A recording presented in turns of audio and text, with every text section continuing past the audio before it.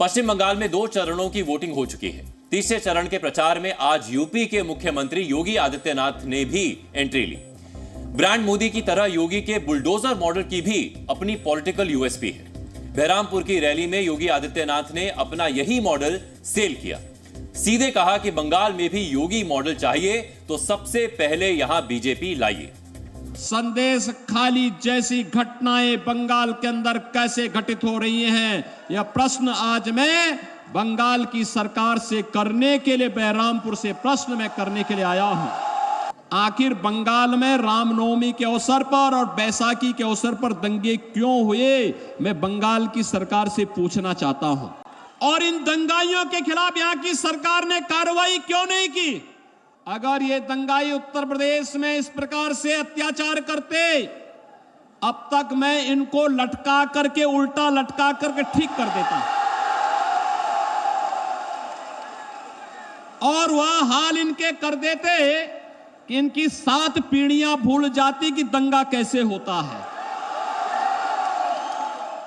बंगाल में हिंदुओं की फिक्र बीजेपी के लिए फायदेमंद रही है। बीते 2 लोकसभा चुनाव और 2 विधानसभा चुनावों के नतीजे इसका प्रमाण है। अगर देखें तो इनमें टीएमसी सरकार का भी सहयोग कम नहीं है, क्योंकि कई मुद्दे खुद उसी ने प्लेट में रखकर परोसे हैं। योगी आदित्यनाथ ने आज दूसरा बड़ा और गंभीर आरोप यह लगाया कि पश्चिम बंगाल को हिंदू विहीन करने की साजिश की जा रही है। यह आरोप भी आप सुने। जो बंगाल कभी भारत को संदेश दिया था, स्वामी विवेकानंद ने दुनिया के मंच पर चढ़ करके कहा था, गर्व से कहो हम हिंदू हैं, वह बंगाल आज हिंदू विहीन करने की साजिश का शिकार कैसे हो रहा है? आपकी डेमोग्राफी को कम करने की एक कुत्सित चेष्टा इनके द्वारा की जा रही है। घुसपैठियों को बंगाल के अंदर घुसा करके एक सुनियोजित साजिश के तहत आपकी संख्या को कम करने का प्रयास हो रहा है। हमें लगता है योगी आदित्यनाथ का यह दूसरा वाला बयान ज्यादा गंभीर है, इसीलिए इसका विश्लेषण जरूरी है ताकि जान सकें कि इस आरोप में कितनी गंभीरता है। पश्चिम बंगाल मुस्लिम आबादी प्रतिशत के हिसाब से देश का तीसरा सबसे बड़ा राज्य है, लेकिन बंगाल का इतिहास ऐसा नहीं था। बंगाल हिंदू बहुसंख्यक था। 1951 की जनगणना में बंगाल की जनसंख्या 2,63,00,000 थी। इसमें सिर्फ 50 लाख मुसलमान थे। 1951 से लेकर 2011 तक यानी 4 बार की जनगणना का ग्राफ हमने आपके सामने रखा है। इसमें देखिए कि कैसे पश्चिम बंगाल में हिंदू जनसंख्या की दर घटती गई और मुसलमान उस अनुपात में तेजी से बढ़ते गए। आखिरी जनगणना 2011 में हुई थी, जिसमें बंगाल की आबादी 9.5 करोड़ थी, यानी मुसलमान संख्या में 2.5 करोड़ और अनुपात में 27% हो चुके थे। अब हिंदुओं के घटने और मुस्लिमों के बढ़ने का आंकड़ा एक और ग्राफ से समझिए। वर्ष 2001 से 2011 के बीच राष्ट्रीय स्तर पर हिंदुओं की आबादी 0.7% कम हुई। बंगाल में हिंदुओं के घटने की दर और भी ज्यादा 1.94% थी। दूसरी तरफ 10 वर्षों में राष्ट्रीय स्तर पर मुसलमानों की आबादी 0.8% बढ़ी। वहीं बंगाल में मुसलमानों के बढ़ने की दर और भी ज्यादा 1.77% थी। पश्चिम बंगाल में बांग्लादेशी और रोहिंग्या घुसपैठियों का मुद्दा कई वर्षों से सत्ता पर है। राज्य की टीएमसी सरकार, कांग्रेस और वामपंथी दल जब भी सीएए और एनआरसी पर सवाल उठाते हैं, तब उनकी मंशा पर प्रश्न चिन्ह लगाए जाते हैं। उन पर तुष्टीकरण का आरोप लगता है। बंगाल में कुछ वर्षों से हिंदू उत्सवों को आसानी से अनुमति ना मिलना, मिल भी जाए तो हिंदू यात्राओं पर हमले होना, संदेश खाली जैसी हिंदू महिलाओं के शोषण की घटनाएं और उसमें भी सत्ता का संरक्षण मिलते देखना, ये सब घटनाएं सामने हैं। और इन्हीं सबके साथ सीमावर्ती जिलों से हिंदुओं का लगातार पलायन।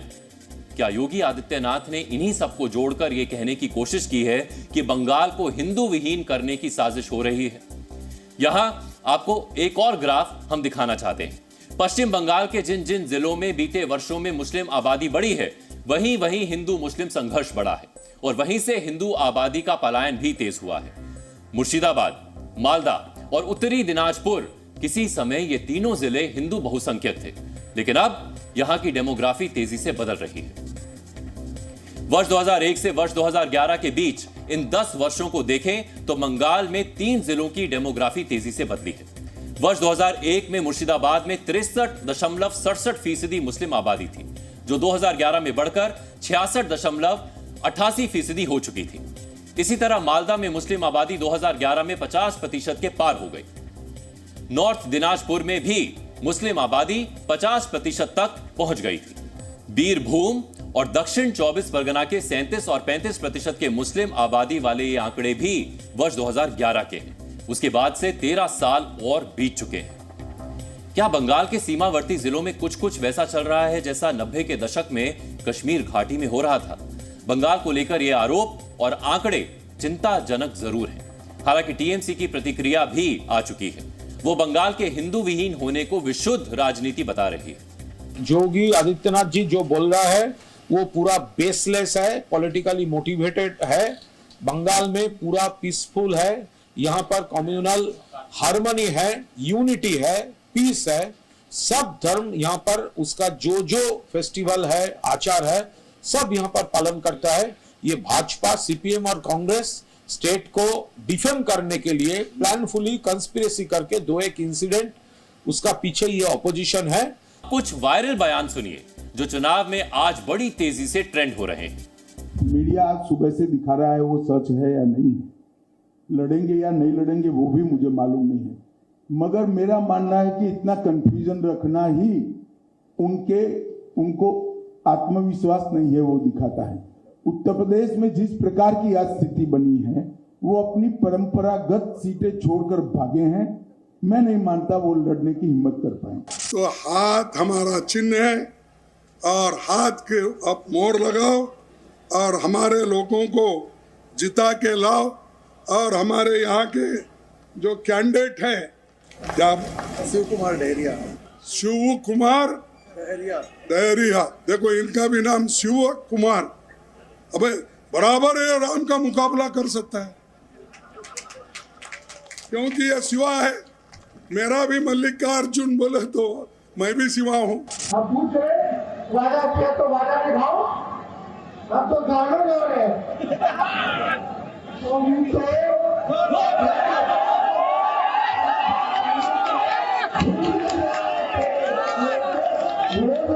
मोदी जी तुम ऐसे करोगे, रोज मोदी जी तुम झूठ बोलोगे, जनता जरूर उठेगी तो हाथ मरोगे। बहुत जल्दबाजी न होके, बहुत खामोशी के साथ एक साथ होके वोटों का जिहाद करो, क्योंकि हम सिर्फ वोटों का जिहाद कर सकते हैं और इस संघी सरकार को भगाने का काम कर सकते हैं। मैं पूछना चाहता हूँ चुनाव आयोग से और उन पुलिस प्रशासन के अधिकारियों से, अगर बीजेपी के लोग आचारसंहिता का उल्लंघन करे तो कोई नहीं, और अगर हम लोग दायरे में रहते हुए भी अगर सही बात कहें तो मुकदमा दर्ज कर देते हो। तो याद रखना हमेशा एक से दिन रहने वाले नहीं हैं। कभी का दिन बड़ा है, कभी की रात बड़ी है।